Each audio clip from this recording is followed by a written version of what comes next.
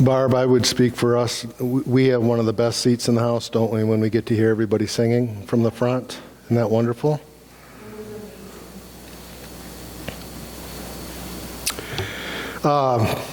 Once in a while, people just leave stuff in the building, and they either forgot that they lost it or they just forgot completely. And sometimes we're wondering what it is. And George said something to me the other day. Hey, did I leave a book in the lounge?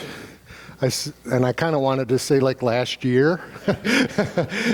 I just kind of stuck it by all the Bibles and didn't think much of it. Somebody left a book, and then it kind of hit me when he said, hey, that book belongs to George. And then once in a while somebody will just leave something real personal like a pair of shoes. And they didn't even know they lost them, and so I have to bring them back to him.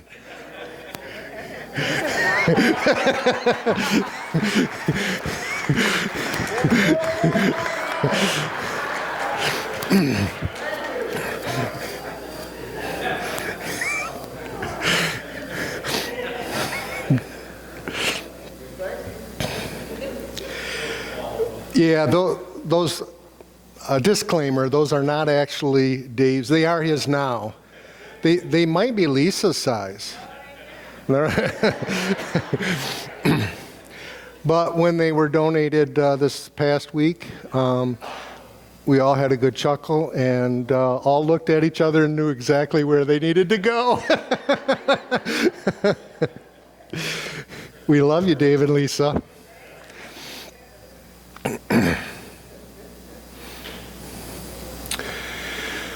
Here's something maybe that could be, it's been helpful to me over the years. If you have a study Bible, even if you have a regular Bible, a lot of times it will have the footnote at the bottom. When Jesus calls himself the Son of Man, it's not just a name he gives himself. It's a title for what he does, but it's also a title that he gave himself through the authority of God to remind him why he came to earth. You know, everybody around, are you the Son of God? Just tell us. In a couple places he says, I am, which, could have gotten him killed, because just saying I am is considered profanity in that day, because he's saying the name of God, which you were forbidden to do. So it's kind of a trick, Can we get him to say I am?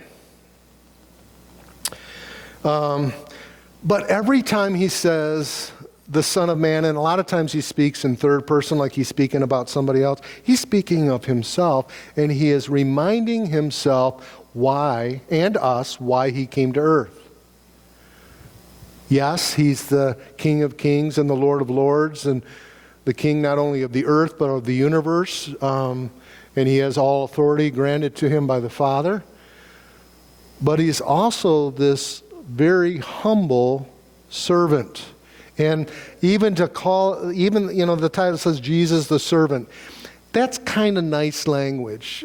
Servant, we're uncomfortable because of our history. We don't like to use the word slave, right? It brings up a lot of pain. But that's the actual word in the original language. Jesus became a slave so that we might be made free. Okay?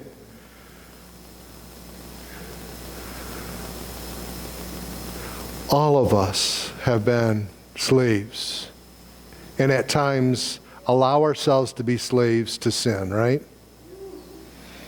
That's powerful language, I know. But it's accurate.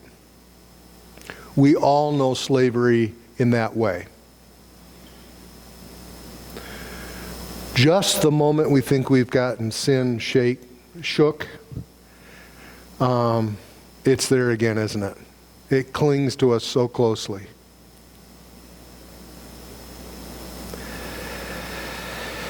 This morning, we're reading from John 13. There are some segments of the church that actually read this before they have communion.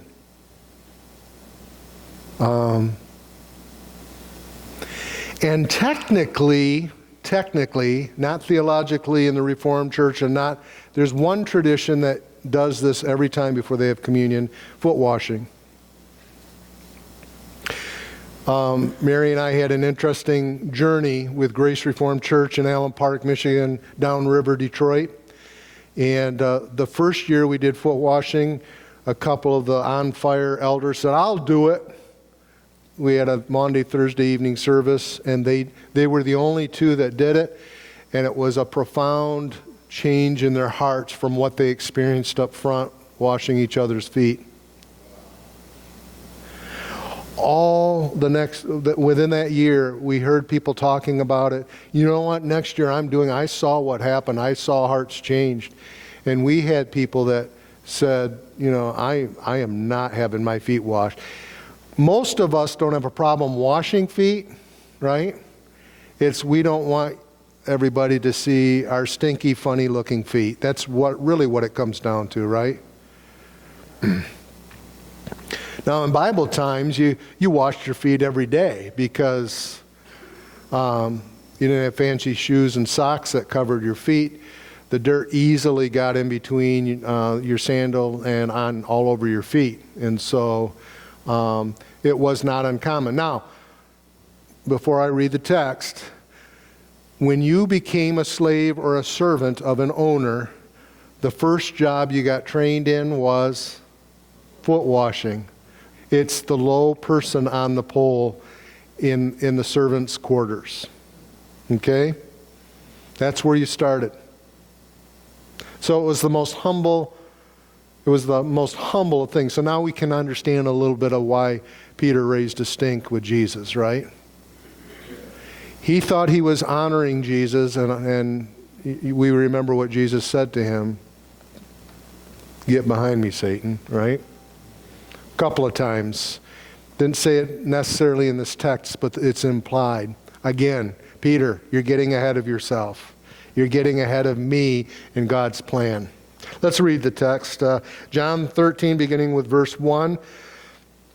Before the Passover celebration, Jesus knew that his hour had come to leave this world and return to his Father.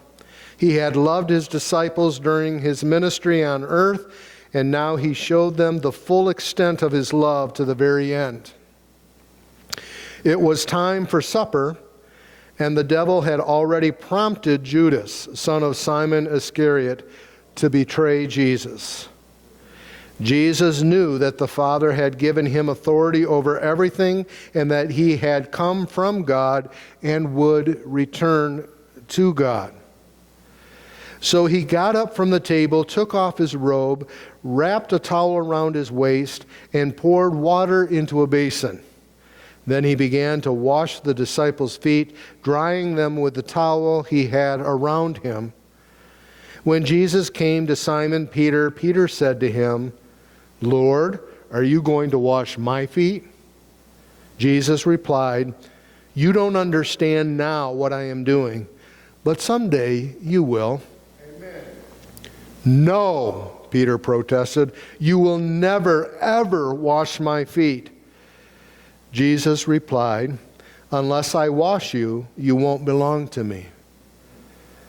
Simon Peter exclaimed, Then wash my hands and head as well, not just my feet. In other words, give me a whole bath. Jesus replied, "A person who has bathed all over does not need to wash except for the feet." Now, that's strange to us, right? But remember, they wore just sandals. If you and I just wore sandals in the dirt all the time, this would make more sense. Jesus replied, "A person who has bathed all over does not need to wash except for the feet to be entirely clean. And you disciples are clean, but not all of you." Now, is Jesus referring to, man, somebody, you missed your bath last Saturday night? Right? Let's just be really honest. Have you ever been in a place where you go, man, somebody really stinks, and then you go, it's me?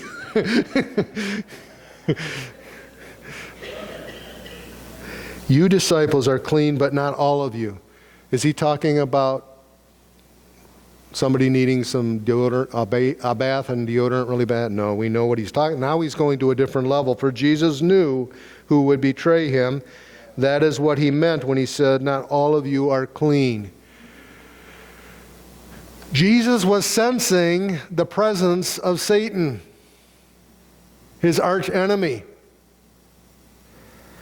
After washing their feet, Jesus put on his robe again and sat down and asked, do you understand what I was doing? You call me teacher and Lord, and you are right, because that is what I am. And since I, your Lord and teacher, have washed your feet, you ought to wash each other's feet. I have given you an example to follow. Do as I have done to you. I tell you the truth, slaves are not greater than their master, nor is the messenger more important than the one who sends the message. Now that you know these things, God will bless you for doing them. This ends a reading of God's holy and inspired word. Thanks be to God. Now, you know, the argument I first heard about, we're not having a foot washing service, Pastor John, was that's not what Jesus meant. And I realized after proposing that to a church and really seeing a wall of defenses go up that no, it wasn't literally about washing feet, but there were deeper issues, and the defenses that we all have about washing feet or having our feet washed address some of these issues. It may not be literally washing each other's feet,